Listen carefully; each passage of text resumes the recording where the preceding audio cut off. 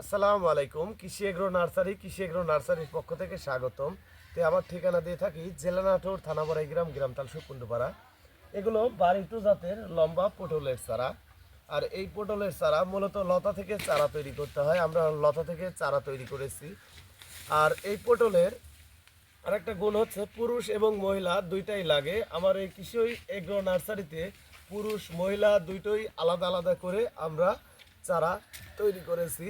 আমাদের চারার ধরনগুলি দেখেন কি সুন্দর চারা। মহিলা লডের চারা আলাদা আলাদা এবং পুরুষ লডের চারা আলাদা আলাদা।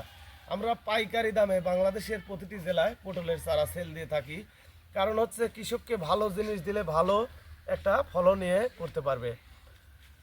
আর আমরা এই চারাগুলি রোপণের নিয়ম, আমাদের চারা বিঘাতে 600 পিস চারা রোপণ করতে হবে, অর্থাৎ লাইনে 2 হাত পর পর, আর এক লাইন থেকে আরেক লাইন 5.5 হাত পর পর, প্রতি শতাংশে 20 পিস করে চারা রোপণ করতে হয়।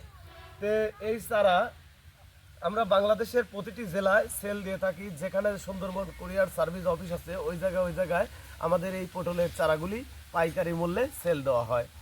তে আমাদের এই চারা চাষাবাদ করবেন পটল মূলত উঁচু জমিতে আপনারা চাষাবাদ করবেন। উঁচু জমিতে চাষাবাদ করলে সর্বোচ্চ একটি বেনিফিট পাবেন, কারণ এটা এক বছরের না, একবার লাগালে 2-3 বছর ওই জমিতে পটল চাষাবাদ করা যায়।